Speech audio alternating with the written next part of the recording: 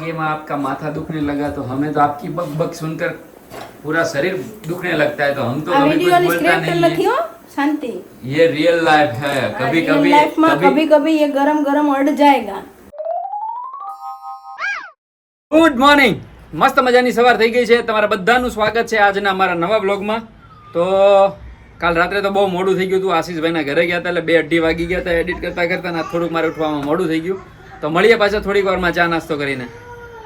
જીજીમાં મૂકી દે ને બસ તું ભગવાન. હા શાબાશ. તો સવારમાં હા સારું કરશે હો મારી દીકી સારું કરશે હો. જે કરી લીધું ને બસ શાબાશ, वेरी गुड.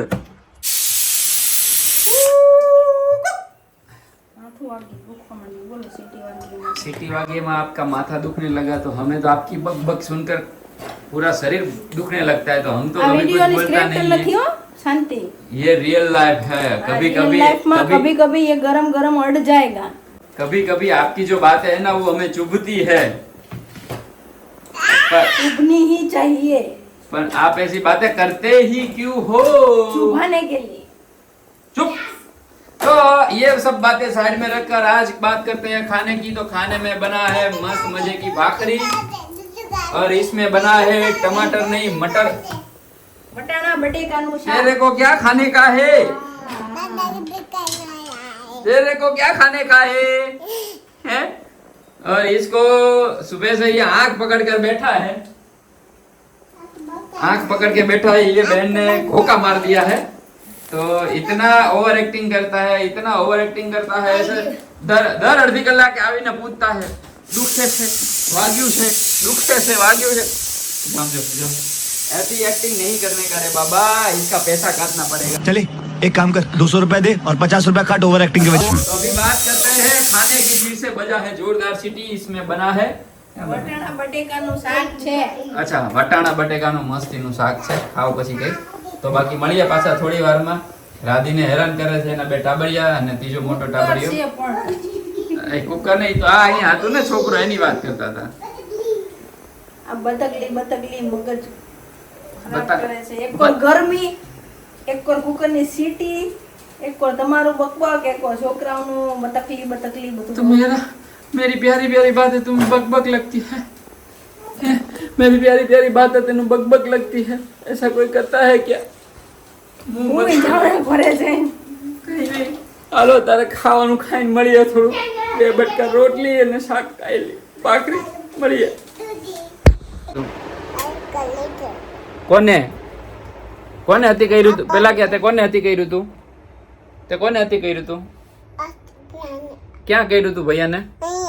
આંખમાં કર્યું તું ને? કરાય એવું ભૈયાને? સોરી કહી દે. तो ध्वनित ने आया आंख में क्या तो परिवार धनिया. ऐसा धनिया नहीं बुलाते, भैया बुलाते हैं. क्या बुलाते हैं? भैया. बोलाओ. आई जा. तो ધ્વનિતભાઈ ને આંખમાં એને મારી દીધું છે. તો ધ્વનિતભાઈ ની આંખ સૂજી ગઈ છે. સૂજી તો નથી ગઈ પણ લાલ લાલ થઈ ગઈ છે. હા, તો એની દવા લેવા જવાનું છે. તો દવા લઈને આવું. દવા લાવવી પડશે ને ભૈયાની. ડોક્ટર શું કહે તો આ રીવા તો દવા લઈ આવી હતી પણ આ દવાથી એને કઈ મેળ પડ્યો નહીં. આ બધી દવાથી હે ને રીવા? આ કોની દવા છે? તો મળીએ પાછા થોડીક વારમાં. હું દવા લઈ લઉં. પત્ની સામે કેમ મજબૂત મનોબળથી બાંધવું, પત્નીના વાક બાણનો જવાબ કેવી રીતે આપવો, તમને બધું આવડે જ છે. હાલો મળીએ થોડીક વારમાં. નહીં તો ખોટો ઝઘડો થઈ જાય. સસલી તાલું નામ તતલી. હાલો મળીએ. તો રાતના વાગ્યા છે 12:30 અને મેડમને, નાની મેડમને અને અમારા જે ભાઈ સાહેબ છે ને બોસ, એને આવવું નહોતું ફૂડ બોક્સમાં. પરાણે લઈને આવ્યો છું. અને આ ફૂડ બોક્સ છે ને અમારા દિલથી બહુ નજીક છે. રીવા સાવ નાની હતી ને ત્યારે આ સ્ટેજ ઉપર અમે ઊભા હતા અને રીવા કેરીકોટમાં હતી. બંનેને લાલચ આપી. ધ્વનિતને ફેવરિટ ફ્રેન્ચ ફ્રાય અને રાધિકાના ચાઇનીઝ મંચુરિયન ડ્રાય. એટલે ત્રણેય જણા આવ્યા મારી યારે. બોલો. તો હવે અહીંયાથી અમે જઈએ છીએ ગાંધીનગર. મારા જીગરજાન ભાઈબંધ એટલે કે જતીન જે કેનેડા છે, એમના વાઈફ અને એમની ડોટર જાય છે કેનેડા, તો અમે એને હવે મૂકવા જઈએ છીએ એરપોર્ટ. બરાબર ને? રોતી નહીં હો. થોડુંક તો થાય ને યાર, વર્ષોથી જોડે જોડે આમ. જોકે હમણાં બધા બીજા બચ્ચાઓ આવી ગયા ને પછી અમારે મળવાનું બહુ ઓછું થઈ ગયું હતું. હમણાં એક છેલ્લા સન્ડે તો મળી ગયા, તમે બધા જોયા જ છે એમને, ગાંધીનગર ગયા હતા ત્યારે. તો હવે અત્યારે એમને વિદાય આપી દઈએ. થોડુંક દુઃખ થાય છે કેમ કે દર રવિવારે યાદ આવશે. જતીનભાઈ તો જતા રહ્યા હતા, આઈ જાય છે એટલે યાદ તો આવશે, પણ જતીનભાઈ તો 9-10 મહિનાથી ત્યાં છે, તો એમના માટે અમે હેપી છીએ કે કાકી ફાઇનલી એમની પાસે પહોંચી. તો જર્નીની શરૂઆત માતાજીના આશીર્વાદ લઈને થઈ રહી છે, અને બીજી બાજુ અમે સામાન ગણતા હતા પૂરેપૂરો છે, અને માણસો ગણતા હતા કે કેટલી ગાડીમાં કેટલા લોકો આવશે, એ પ્રમાણે ગાડી લેવાની ખબર પડે. તો અહીંયાથી નીકળીએ છીએ ગાંધીનગરથી એરપોર્ટ જવા માટે. તો બધી બચ્ચા પાર્ટી છે ગાડીમાં, એકદમ ફિટોફિટ. જેટલા માણસો છે ને એટલાથી વધારે તો થયેલા છે.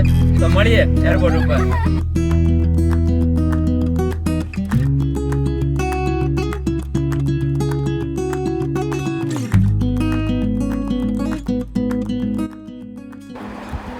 કૃપા એટલે જેને અમે પ્રેમથી કાકી કહીએ છીએ, એમને અલવિદા કહેવાનો સમય આવી ગયો છે. છૂટા પડવું બહુ અઘરું છે, કારણ કે નાની મોટી ઘણી બધી યાદો અમારી સાથે જોડાયેલી છે. કેનેડા ભાઈબંધ પાસે જલ્દી પહોંચી જાય. તો હેપી જર્ની, મળીએ બહુ જલ્દી. Bye bye.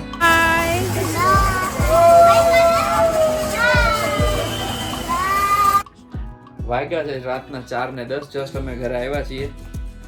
ને કાકા માટે તો શું કહો, કાકા માટે તો બહુ ખુશ છું. કાકા એટલે જતીન મારો ભાઈબંધ છે. અમે એને પ્રેમથી કાકા કહીએ છીએ, અને એમની મિસિસને અમે કાકી કહીએ છીએ. એટલે કાકા 1 વર્ષથી કેનેડા એકલા હતા, અને કાકી રાહ જોતા હતા કે ક્યારે હું કેનેડા જાઉં. કેટલી વખત જવાનું કેન્સલ થયું, આ છે તે છે, બહુ પ્રોબ્લેમ થયા, અને ફાઇનલી આજે ગયા. એટલે બહુ ખુશ છીએ. જેટલું દુઃખ છે ને એમનાથી છૂટા પડવાનું, એનાથી વધારે ખુશી છે. અને છૂટા પડવાનું તો કેવું છે કે મળવા માટે છૂટું પડવું જરૂરી છે. તો આપણે ફાઇનલી કેનેડા મળીશું કાકા બહુ જલ્દી. તો આ બ્લોગ અહીંયા આજે પૂરો કરીએ છીએ. મળીએ આવતીકાલે નવા બ્લોગમાં. આ બ્લોગ તમને કેવો લાગ્યો નહીં કહેજો. જય માતાજી, જય શ્રી કૃષ્ણ અને જય શ્રી રામ.